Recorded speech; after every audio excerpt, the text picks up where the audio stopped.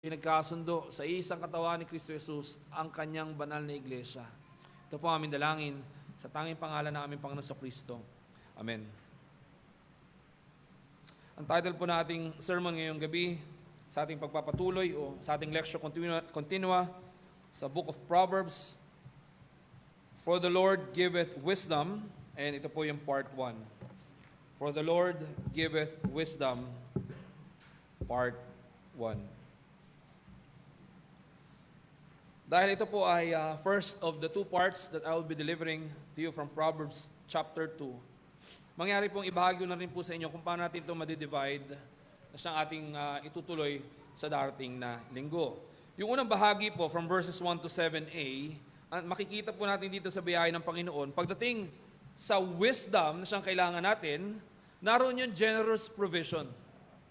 Generous provision. That's from verses 1 to 7a. And sa susunod na linggo, ibabahagi po natin, because of that generous provision of God's wisdom for us, makakaasa tayo of that guaranteed protection, which we will see in verse 7b hanggang verse 22. So una, na ating ibabahagi sa gabing ito, yung generous provision from verses 1 to 7 part A, and next Sunday ay yung guaranteed protection. That's from verse 7b hanggang verse 22. Ngayong hapon, yun lamang po yung pwede nating mapaglaanan ng oras. Yung first part, generous provision, yun ay sa verse 1 to 7a. So, doon tayo magfo-focus sa unang bahagi na yun. And makita natin dito yung pagpapatuloy ng pangungusap ng writer ng Book of Hebrews doon sa kahalagahan ng karunungan, hindi ayon sa mundong ito, hindi ayon sa sanlibutan ito, kundi yung karunungan na nagmumula sa Diyos na para rin sa ating kapakinabangan. Kaya simulan natin i-expound yung unang bahagi, mga kapatid. Generous provision. Under this, may dalawang bagay din na gusto ko mapalalahanan tayong lahat. Na nakabase sa katotohanan that the Lord generously provides wisdom for those who run after it. So una, huwag tayo mabubulol pero gamitan natin ng mga ilang salita na para madali natin matandaan. No? First, or under our first point, letter A, yung pagiging diligent to pursue wisdom. Or synonymous to diligent, assiduous to pursue wisdom. And because of that, mapangahawakan natin on the basis of God's generous provision of wisdom for those who run after it. Makikita natin that we are also assured to prosper in that wisdom. Or assured to prosper with that wisdom. We are destined to prosper. Minsan allergic na tayo sa slang ng destined, no? But that's actually, no, dahil sa abuse ng mga nakapaligid sa atin, pero that's the truth. We are assured to prosper with wisdom, or in other words, we are destined to prosper with that wisdom that comes from God. Now, let's begin expounding itong ating first subpoint. Assiduous or diligent to pursue. Tingnan natin kung paano ito kinukommunicate sa atin ng salita ng Diyos dito sa Book of Proverbs. May 4 na bagay na ginamit yung Book of Proverbs to describe na dahil sa generous provision ng Diyos ng wisdom, ito yung dapat na maging tugon natin. Una, receive and treasure. Tingnan natin yung verse 1. My son, if you receive my words and treasure up my commandments with you. Now, this harks, actually back, no, but makita natin, pagdating sa epistle to the Hebrews, na siya na pag-aralan natin, pang-aralan sa ating kalagitnaan, laging sinasabi doon, see to it that you do not take the grace of God in vain. Nariyan ang biyaya ng Diyos. And here communicated for us through the wisdom of God na siyang desperately kailangan natin. Siguraduhin natin that we receive the wisdom of God and we treasure it. I am confident of this, na tayo, born in the 80s, raised in the 90s, malimit natin ito narinig, no? Paalala sa atin mga magulang. Siguraduhin natin na wag nating didinggin yung sinasabi sa ating paalala, papasok sa isang butas natin at lalabas sa kabila. Diba? But as physics attests to it, ganun talaga yung nangyayari. Diba? It's not the case na yun na rin natin, it will be, literally deposited in somewhere na bahagi na ating katawan. That's just how physics works. Pero hindi tayo beholden ultimately to physics. Alam natin kung ano yung pinupunto rito sa sinasabi. If you receive my words and treasure up my commandments. Pagdating sa katotohanan na ang Diyos ay generously nagpo-provide ng wisdom, dapat ang maging tugon natin ay ito. Tanggapin natin, i-treasure natin. Yung karunungan, wag nating isantabi, wag nating i-forsake, wag nating talikuran, and wag din naman tinanggap natin at hindi natin papahalagahan. And as verse 2 continues, hindi lang sa tatanggapin natin, i-treasure natin, makikita rin natin na isa pang bahagi ng pagtugon sa katotohanan na ang Diyos ang nagkakaloob ng karunungan, siguraduhin natin na tayo ay attentive and inclined to the giving of wisdom by God unto us. Kaya sabi sa verse 2, making your ear attentive to wisdom and inclining your heart to understanding. If we are really founded upon the truth that God generously provides wisdom to those who ask of Him, mapapakita ito sa pamagitan ng paying attention to what God says and inclining our heart. Ibig sabihin, our hearts are bent to listen to God, to what He says. Alam niyo yung pakiramdam na hahanapin yung advice mo. Nyari, Kirby, I need your help, gusto ka na makausap, or whatnot. Pero alam niyo, yung gusto lang nilang may makausap, pero hindi talaga sila intentional in listening to what the Scripture says. Mabigat iyon. And mind you, sinasabi ko ito hindi dahil ako exempted doon. And lalo pa if you are brought into that realization na hindi, alam ko na yan eh.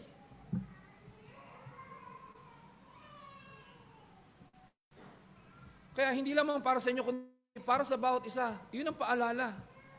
Yaman din lamang na maliwanag sinasabi ng salita ng Diyos, we need wisdom, and that need is met with the reality of God's generous provision of wisdom unto us.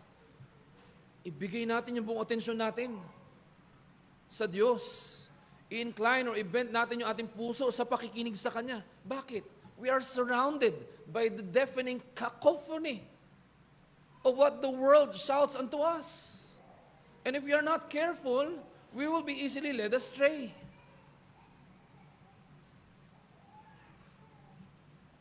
The past few days, alam ng misis ko yung pattern na when I wake up in the morning, of course, pray, kain, bubuksan ko agad yung TV, punta sa YouTube, manood ng news. Hindi lang local news, but world news as well. But the past few days, I find myself not being able to control myself on how I respond to the things that I hear. So I resolved, okay, medyo bawas-bawasan ko muna yung panonood ng balita. Bakit? Say, if I'm not careful, I will be drowned with all the things that I'm hearing around the world. Sa halip na ako'y mapangunahan ng kung anong sinasabi ng Diyos na readily available for us through the Word. Ang ganda ng sinabi ni Matthew Henry, mga kapatid, pakinggan nyo, no? We must incline our ear and apply our hearts to them as to wisdom or understanding itself.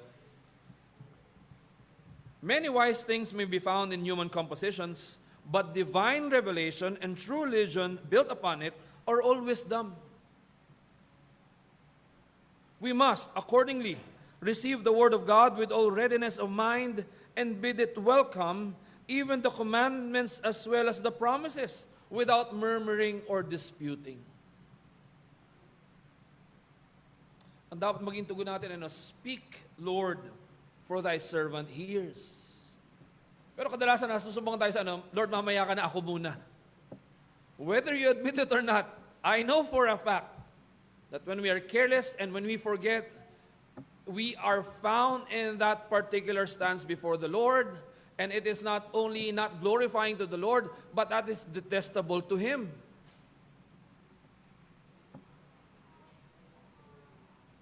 Kaya nga, anong antidote? Wisdom ng Diyos. And that wisdom, we must hide them with us. Continuing what Matthew Henry says, as we do our treasures, which we are afraid of being robbed of, must not only receive it, but retain the Word of God and lodge it in our hearts, that it may be always ready to us. We must incline our ear to them. We must lay hold on all opportunities of hearing the Word of God and listen to it with attention and seriousness as those that are afraid of letting it slip. We must apply our hearts to them, else inclining the ear to them will stand us in no stead. Now, huwag kayo masasaktan sa aking sasabihin. Pag nanonood tayo ng pelikula, series, or movie, o ano pa man, gising na gising tayo. Pero pagdating sa salita ng Diyos, payapang-payapa. At talagang apply na apply natin yung sabi ng Panginoon that He will provide rest for our weary souls.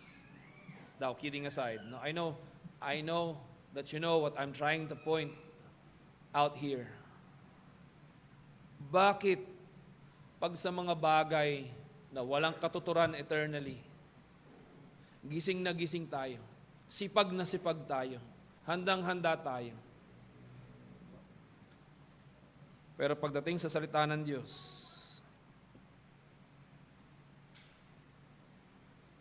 ang bilis nating mabagot. Ang bilis mawala sa atin yung entertainment factor. When to begin with, it is not God's purpose to entertain us at all. Kaya yung paalala dito mga kapatid, hindi ito okay sisipagan ko. Hindi. Balik tayo dun sa katotohanan. Sa biyahe ng Diyos, ang Diyos, yung mayaman nagkakalob ng wisdom sa lahat ng humahanap sa karunungan ng Diyos. Kaya dapat, ang maging tugon natin, ayon sa kanyang biyaya, maging diligent tayo, maging assiduous to run after wisdom. Huwag nawa yung pagdating sa mga kalokohan, tayo yung star, tayo yung main character. Pero pagdating sa salita ng Diyos, para bang stranger sa atin? No wonder sa pagpapatuloy, tingnan natin mga kapatid, anong sabi? Verse 3, yes, if you call out for insight and raise your voice for understanding. Verse 4, if you seek it like silver and search for it as for hidden treasures. Yun yung dapat maging stance natin.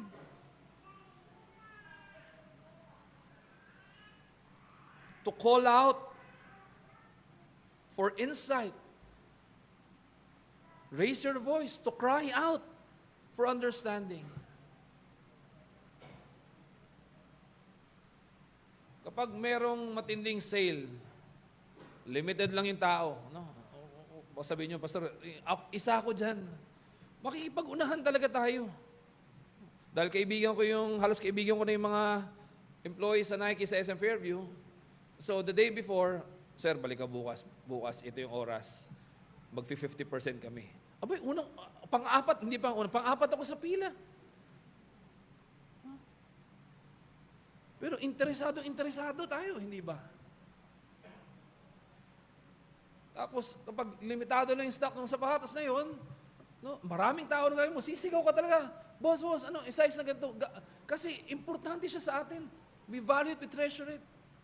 No, more than that, dapat ganun yung atensyon natin pagdating sa salita ng Diyos. Sa karunungan na hatid ng salita ng Diyos. Call out, cry out for wisdom.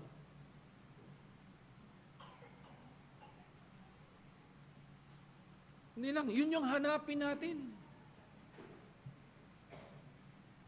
Seek wisdom like precious treasure. Kadalasan,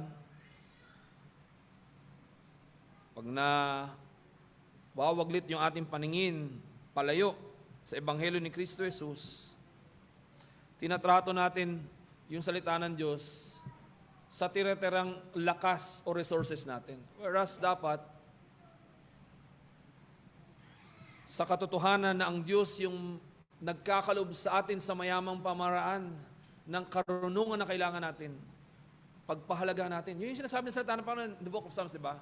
I have hidden your word in my heart that I may not sin against you.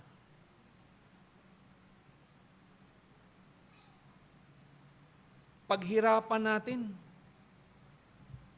Hindi dahil imposible itong makamit, kundi we give ourselves into it.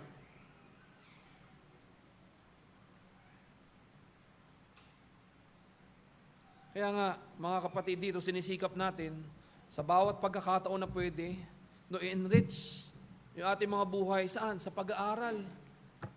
Primarily, dun sa salita ng Diyos mismo, at din sa mga very helpful na books or literature that will help us understand even deeper yung salita ng Diyos.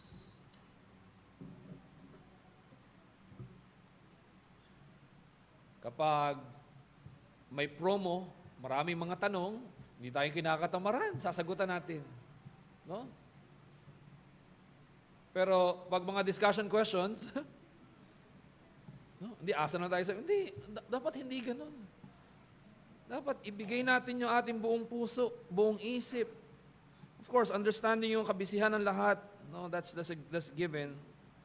Nevertheless, again, from Matthew Henry, laboring in search of it, as those who dig in the mines, who undergo great toil and run great hazards. Ito nga, with indefatigable industry. Ano sabihin? Yung kahit pagod ka na, tuloy pa rin. And invincible constancy and resolution. Natandaan natin, gagawin natin ito hindi dahil to earn God's favor, but because of our Lord and Savior Jesus Christ and His gospel of grace. After all, Jesus Christ is the very wisdom of God given to us by the Father for our salvation. And dapat maging tugon natin yaman din lamang na generous ang Diyos sa pag-provide ng karunungan sa lahat ng umahanap nito para sa tunay na buhay. Masumpungan tayo na yun yung ating hinahanap, yun yung ating inaasam. Hindi yung bagong chismis ni Sian Gaza, no? O blind item ng marami. Hindi. Now, don't get me wrong, hindi naman masama yung mga hobbies, mga interest natin. Ako tanongin nyo, kabisado ko sinong lalaban mamaya or lumaban sa UFC. Sinong nanalo sa Philippine tournament ngayon ng tennis. Updated ako dyan.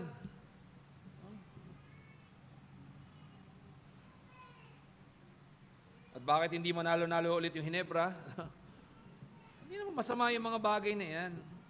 Pero kung nagagawa nating ibuhos yung ating isip at lakas, resources sa mga bagay nito na wala namang eternal significance, lalong higit sa pagkaalam natin na ang Diyos yung generous, hindi siya stingy. Kaya yun, that brings us to our second sub-point.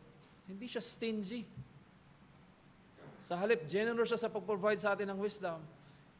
Masumpukan tayo, tanggapin natin, pahalagahan natin, ituon natin yung buong atensyon natin, yun yung maging kagustuhan ng ating puso. So much so, na tatawagin natin. At yun yung ating hahabulin, yun yung ating hahanapin, yun yung paglalaan natin ng oras at lakas. Yung karunungan na nagbumula sa Diyos, na hatid sa atin, walang iba kundi ng ating Panginoon Kristo. Our second and last sub-point. Dahil generous ang provision ng Diyos, hindi lamang dapat maging tugon natin ay tayo maging assiduous or diligent to pursue after wisdom, mapanatag din tayo na hindi tayo niloloko o pinasisinungalingan ng Diyos. Bakit? We are assured to prosper with wisdom. Tingnan natin yung verses 5 hanggang verse 7a. Ano sabi?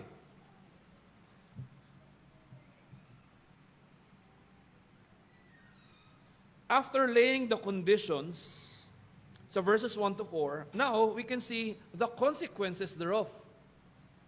Verse 5, then you will understand the fear of the Lord and find the knowledge of God. For the Lord gives wisdom. From His mouth come knowledge and understanding. He stores up sound wisdom for the upright. That's one thing that God commands us to run after or seek wisdom. But it's another thing that God gives that command together with the assurance that He will really fulfill what He promised to us. Kaya nga, makakaasa tayo. We are assured to prosper with wisdom. Yun yung consequence.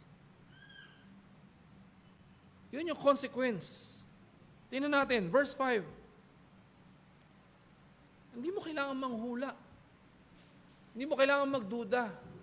Kapag ikaw ay tunay na magpapakumbaba sa harap ng Diyos at hahanapin mo yung karunungan na Kanyang kaloob, ipagkakaloob yun ng Diyos. Pero ito ang tanong, paano ba ito pinagkakaloob? Yes, we said, in a generous way. Pero tingnan natin, hindi ba tayo rin makapagpapatunay na sa buhay na pinagawad ng Panginoon sa atin, tunay na nagaganap yung sinasabi ng verses 5 hanggang 7a, you will understand the fear of the Lord and find the knowledge of God. Bakit? For the Lord gives wisdom. From His mouth come knowledge and understanding. He stores up sound wisdom for the upright. What does that mean? He showers you with wisdom. Kung paano kinakanta natin, there's no shadow of turning with thee, that great is the faithfulness of God. Ganon din dito mga kapatid. When He commanded us to seek after wisdom, He issues that command, coupled with the promise or the assurance that He will really give us what we are asking of Him. He showers you with wisdom. Hindi mo kailangan manghula. Ramdam na ramdam mo at kitang-kita mo, and you sense it really, that when you ask wisdom from God, He generously provides that for you. Kaya rin makakapagpatunay. I'm not saying that we have already attained it, but hopefully by the grace of God, no, we are wiser than yesterday. Kung merong kantang, I love you more today than yesterday, but not as much as tomorrow. Diba? Ano ibig sabihin nun? Na mas lalong lumago ang pagmamahal ko sa iyo kaysa kahapon.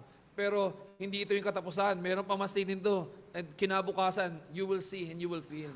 Ganon din. Higit pa nga lalo. Bakit? Ano ba sabi natin Panginoon through Apostle Paul? Hindi ba't wala tayong ibang tinanggap kundi the very wisdom of God who is Jesus Christ?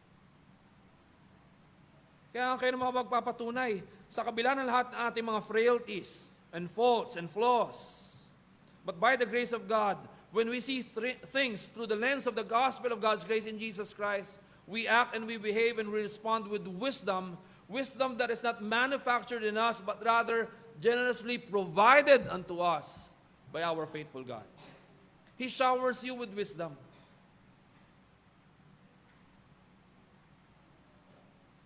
Kaya nga, whenever you take that trip down to memory lane, makita mo yung mga post mo sa Facebook nung araw, sabi mo, ano yan? Di ba? Hindi lang yung kuda ka ng kuda, kung ano-ano rin yung mga pinagsasabi mo na walang katuturan. Kaya pag binabalikan mo, minsan natatawa ka, parang, sino ba yan? No? Ngayon, mas ano na? Mas mature, wiser, more prudent, and you cannot take any credit, no, para sa sarili mo. Lahat yun ay dahil sa ano? Dahil sa karunungan, handog ng Diyos. At yun ay ating nakakamtan. Bakit? Ibinigay na ng Diyos sa atin walang iba kundi yung kanyang karunungan at yun ay ating Panginoon Kristo. Ito pa, ito yung maganda rito mga kapatid. I hope you will appreciate and you will see this. No? Verse 7, part A. Not only that He showers you with wisdom, but by way of condescension, by God's accommodation of our finiteness, and limitation. Tingnan niyo sa verse 7. He stores up sound wisdom for the upright. What does that mean? Not only that He showers you with wisdom, but He stores up for you nothing but the wisdom of God. Kaya hindi mo pwedeng sabihin, ay, lumapit na ako sa Diyos ngayon, kaninang umaga for wisdom. Baka ubos na. Sobrang kulit ko pa naman. Hindi, makakaasa ka na ano. Hindi lang ibinubuhos ng Diyos sa iyo kanyang karunungan sa pamamagitan ng Ebanghelyo ni Kristo Jesus. But whenever you need it, it is what? Not only readily available to you, but also abundantly reserved for you.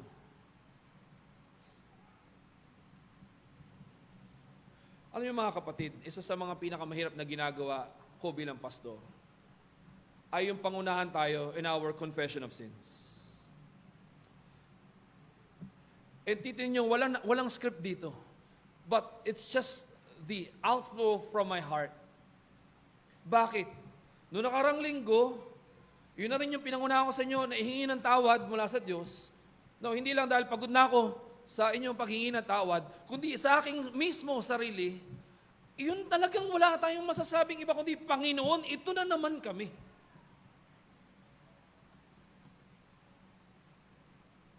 Hiningi na natin ang tawad noong nakarang linggo, di ba? Pero ito na naman tayo.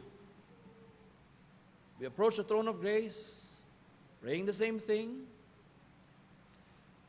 And if our focus is fixed on ourselves and our own delusional or illusory fabricated wisdom, we will be left in despair. But thanks be to God. Whenever we approach God, approach His throne of grace, with our hearts full of heaviness and weariness because of our sins, God reminds us that it is not by our own wisdom, but by the very wisdom of God, that we may once again, seek God's wisdom.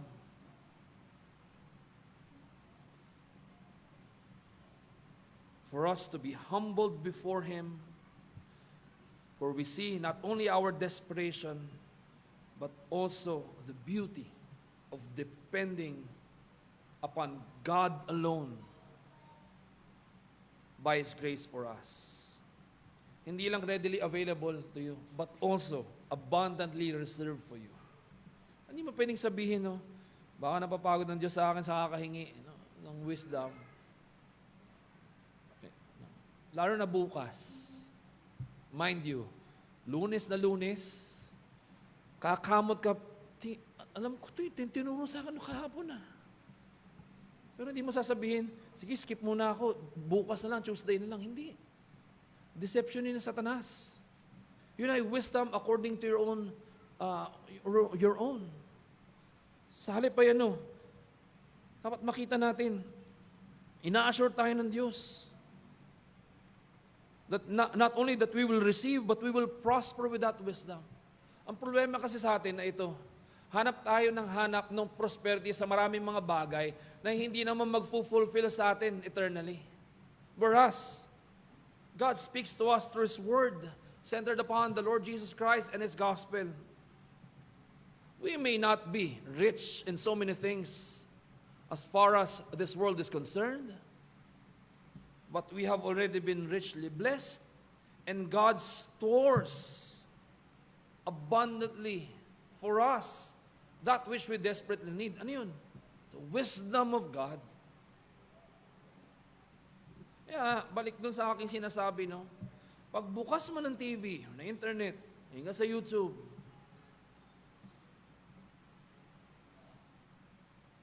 hindi lang sa mga nangyayari sa ating bansa, pati sa nangyayari sa buong mundo.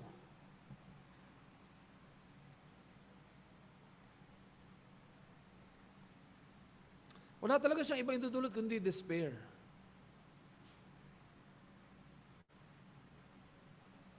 Alamin natin kung meron bang budots na mangyayari ulit, no? After this, o tuloy ang laban. No? Tumingin ka lang sa news sa Amerika, eh. No? Para tanungin ka kung pwede ba magbuntis ang lalaki, hindi mo masagot. Doktor ka pa naman. Anong klaseng kahibangan?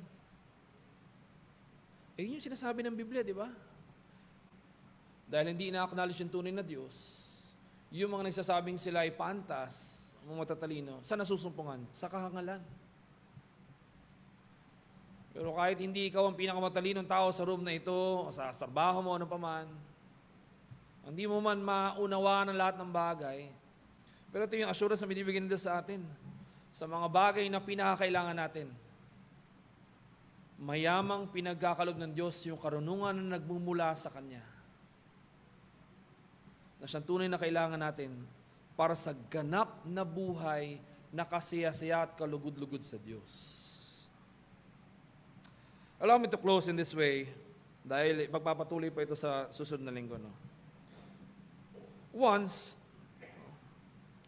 sa isang conference or talk na deliver ni Dr. John Lennox, is a famous Christian philosopher and professor, tinanong siya nung tao dun sa crowd, bakit ka sumasamba sa Diyos na, in English sabi, why do you worship a deity who wants to keep you dumb by forbidding mankind from eating of the fruit of the tree of knowledge of good and evil? Marinig mo yan sa mga sinasabi ng mga tao na, I cannot worship a God who created this, pero hindi naman pwedeng enjoy ng kanyang nilikha. No? In other words, mga nagmamagaling, nagbibida-bida. Pero sabi ni Dr. Lennox, that's a very good question. Bakit? Actually, that question was first asked by the snake. Yun talaga yun yung essence ng sinasabi sa Genesis chapter 3. Di ba? Totoo ba? Nasabi ng Diyos? Nilikha niya dyan, tapos hindi niya pwedeng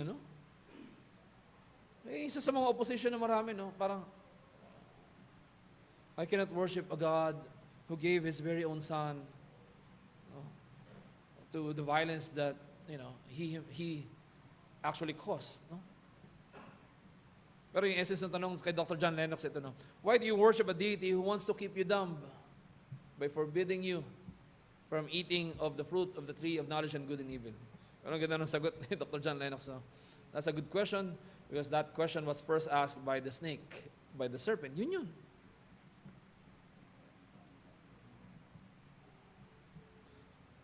Well, to make this short, alam natin kasinungalingan yung pinanggagalingan ng tanong niyon. Hindi. God does not want to keep you dumb.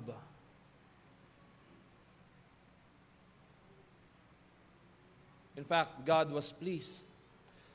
Hindi niya kailangan, and there is nothing inherent in us that forces God to do that. But by His divine condescension, He was pleased to stoop down to our level. Hindi ibig sabihin na bawasan niya ang pagka-Diyos, kundi inabot niya tayo sa ating kababaan, and He was delighted to what? To disclose to us His very will. And what is that? That despite our fallenness to sin, despite our helplessness, there is salvation promised and fulfilled for us by giving us nothing less than the very wisdom of God in the person of our Lord and Savior, Jesus Christ.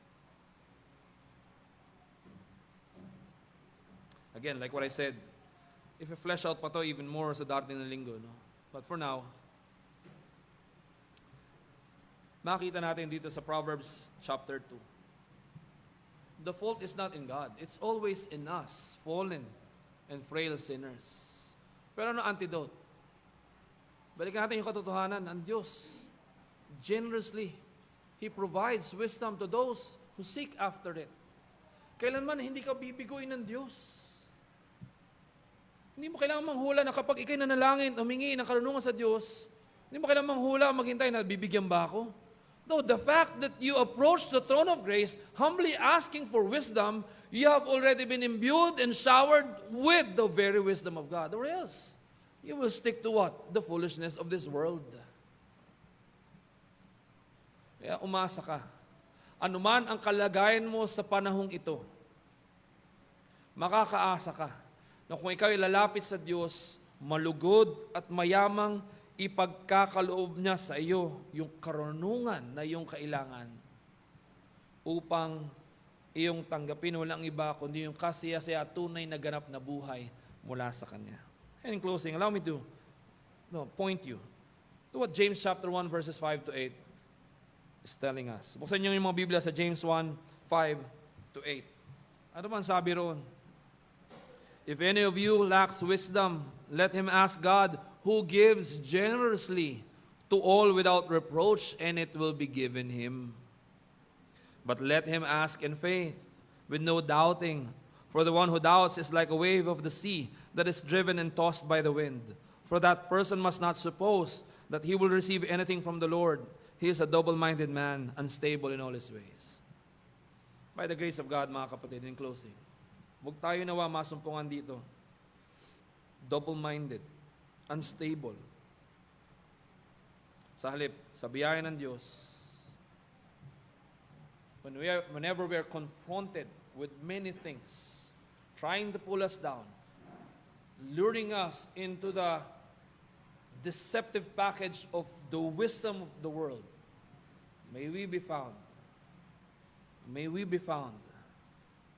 not only receiving and treasuring, not only attentive to and inclined to, but also calling out and crying out for and seeking and searching after the wisdom of God, with that assurance in our hearts that we will not be disappointed. Why? For the Lord giveth wisdom. Not only information, not only knowledge, but His very wisdom in the embodiment of it. And that is our Lord and Savior, Jesus Christ. Let's continue expounding this in the next Lord's Day, where we will be reminded that the generous provision of God for wisdom is the guaranteed protection that we need. Tayo po'y manalangin. Aming Diyos, maraming salamat sa iyong biyaya na iyong hatid sa pamagitan ni Kristo Jesus. Salamat sa Ebanghelyo ng aming Panginoong Kristo na siyang tunay na karunungan patungo sa tunay na buhay. Langin namin, nawa, sa pagpapatuloy namin ng pangangaral sa wisdom books, lalo na po dito sa Proverbs, masumpungan kami na hindi lamang nag-accumulate ng information, kundi ang aming mga puso ay tunay ma-incline